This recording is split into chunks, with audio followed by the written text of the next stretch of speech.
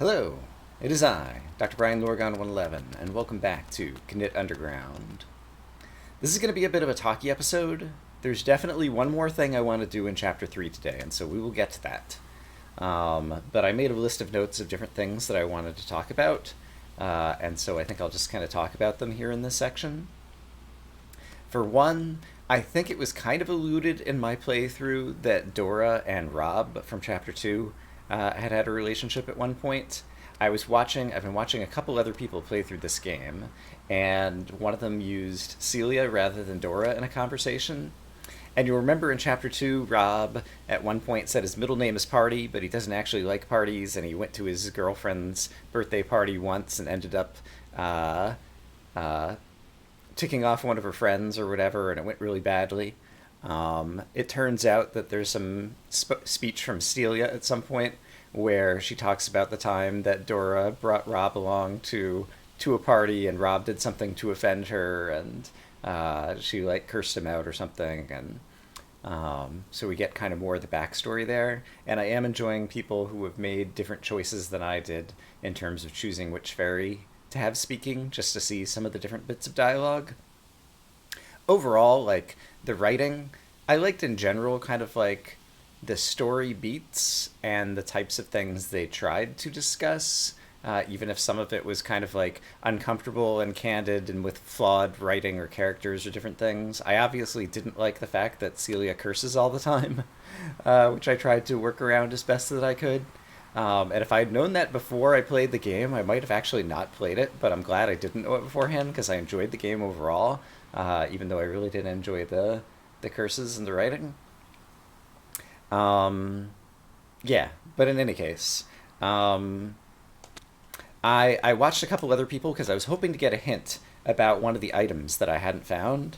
And it turns out I've watched two other people play so far, and it turns out that neither of them ended up getting the secret map and the achievement. I thought I didn't get any achievements. It turns out that the dot dot dot on the right is actually the symbol for the one achievement that I did get, which is like the secret ending of having gotten the secret map of the disorder and then used it to place the four stones in order to then see the cutscene at the end where we find out what Mii actually wished for.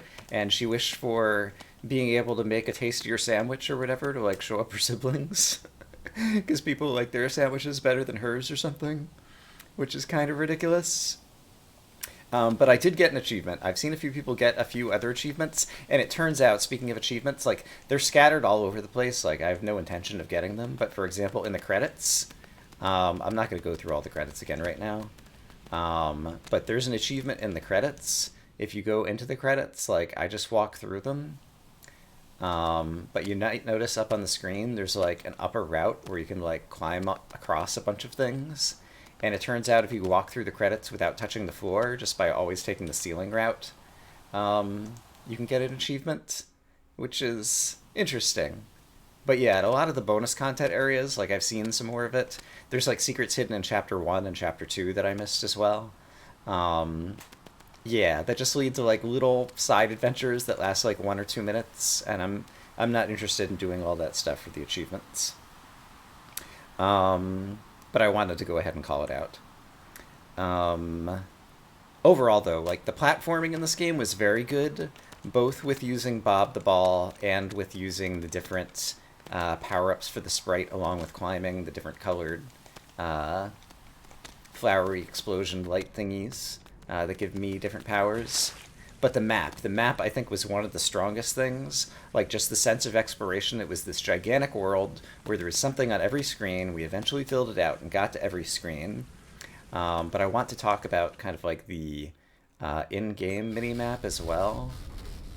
I don't want to be here because it's very loud, so let's see if we can find our way back out to somewhere that's quieter, that has some decent music, to just kind of pull up the in-game mini-map and talk about that as well.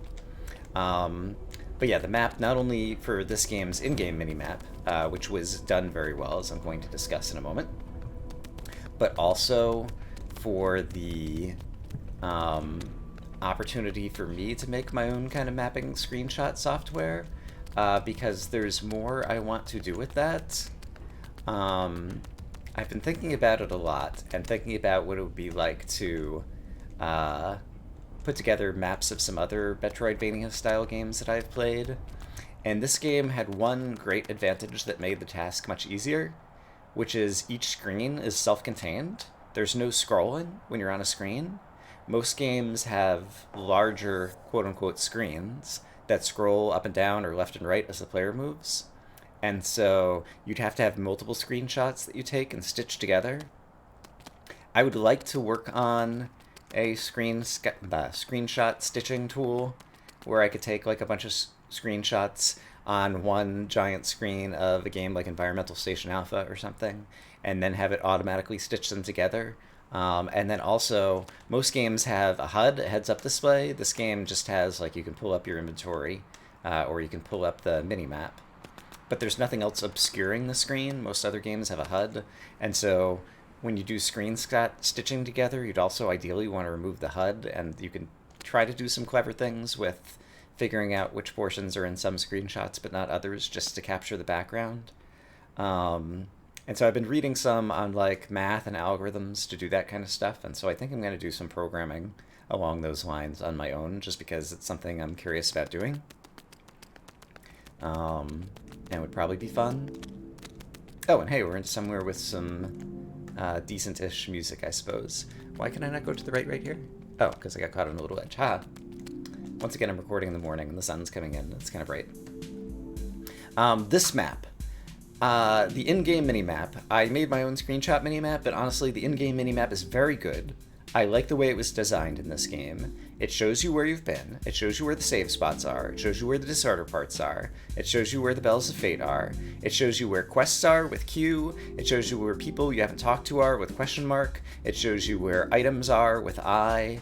And it has a current active quest, and you can reactivate old quests if you start up a new quest and then want to go back. And the currently activated quest is always flashing in colors on the map. And then it's also the case that there are, for example, I just went through one of them. There's like the secret entrances, which are these little narrow gaps. There are the normal entrances, which are the wide gaps. And then there are the earthquake entrances. There's one... there are a number of them all over the place, and I can't remember where they are right now. Yeah, but they're kind of medium-sized gaps, and I've pointed them out before. And it turns out I was watching someone else play the game, and the earthquake gaps show on the map even if you haven't explored the adjacent tiles. And so you can find out where an earthquake is even if you haven't been on that section of the map just by looking at the minimap. And so I think the way that the minimap in this game was done was extremely effective in order to be able to navigate and play through the game. So, yeah, I wanted to call that out. But not every game has as good of... I'm calling it a mini-map. I guess it's just a map. A mini-map might have been nice, like in the upper corner, but like I said, the game didn't have a HUD, and that kind of worked well in terms of the way the whole thing kind of played out. But yeah, I've been thinking more about maps. I've been thinking about both from the point of view of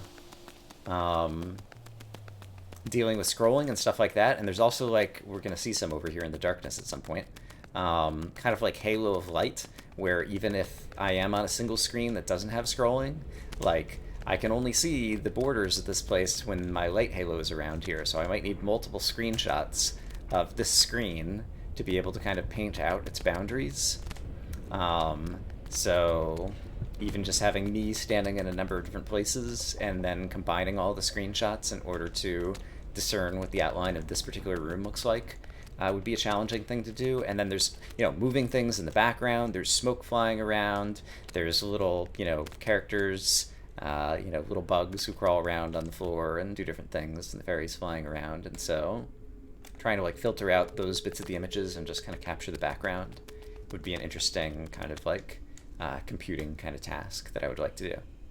In any case, in the inventory, I managed to get the Enigma, which was the outcome of doing the secret map, and then with the Enigma, we were able to find out the mystery of what it was that you wanted to wish for, but there's still one empty inventory space over here, and so that was the one thing that I really wanted to do myself.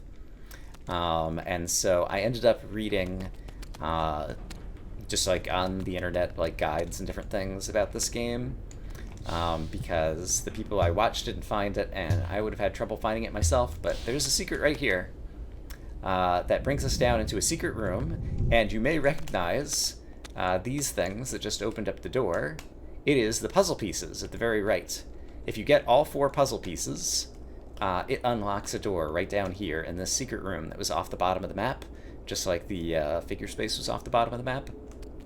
And in the secret room is where we find the final item. And that's something I really wanted to find just for my own like completionist self. So let's see what it is together. Looks like a recipe. Wait now. Oh my god, I scored! If I don't get 10 points for this one... No, impossible. This is it. I just won. So if we take a look at what we got in our inventory, if I can go back over to it. Katie's Foot. Whole grain bread, coconut milk, cinnamon, black olive tapenade, fresh goat cheese, roasted sesame oil, avocado. Instructions: marinate avocado pieces in coconut milk, cinnamon, and oil for 5 minutes. Bread tapenade and thin slices of cheese on one slice of bread, then marinated avocado on the other, join slices, cut diagonally to make 2 triangles. It's a sandwich recipe, so that she can score a perfect 10, making sandwiches and beat her siblings. So it actually kind of was a progression of items. It's kind of ridiculous. Yeah, and it was hidden in the secret that was pretty obscure to find. I don't know that I would have found this on my own. I did a little bit of looking on my own, but I would not have gone looking down here. And so that was the final inventory item, and so I felt like I had to show that off before I'd feel good about kind of finishing out the series. But yeah, I had fun with this game. Did I talk about all the things I wanted to talk about? I think I talked about most of them. Nicholas, the guy who made this game is like almost 10 years old now. Yeah, it might be 10 years old. It was made a long time ago. And so it's also an impressive game in scope and quality for the time it was made, in my opinion. Yeah, just like the unique platforming, like the ability to bounce with the ball and then have Mii's different power-ups made for a bunch of kind of simple, independent 1 or 2 screen, kind of, sometimes 3 or 4 screen, platforming challenges that were all fun and different than the types of platforming challenges I typically see in other video games, and so I enjoyed that. But in any case, Nicholas has made a number of other games since this one. One in particular that I've also watched and enjoyed is called Ernog Unlimited. Ernog Unlimited. And so if you're looking for other weird games, that's a game that I guess also is kind of a little bit of a platformer, but has a weird inventory mechanic and weirdly interacting mobs and blocks, and it's hard to describe what that game is. This game is kind of hard to describe as well, although I guess I could mostly sum it up with exploration. Like, just getting the map completion was something that drove me throughout the playthrough. And yeah, Ernog is a different style of game, but if you want to see something else that this particular developer has made, that's one that I would recommend checking out, because I found that one interesting and entertaining to watch a couple other people play. But yeah, I think I've said the things that I wanted to say about this game, and I definitely enjoyed playing it. But yeah, I think it's time to move on to other stuff. I'm not interested in playing all the bonus content in the hidden areas. I've seen a little bit of them from watching some other people, and they just don't interest me all that much. So I'm going to say I hope, as always, that you all are having a great day, and I will see you again soon with something else new. For now, bye-bye.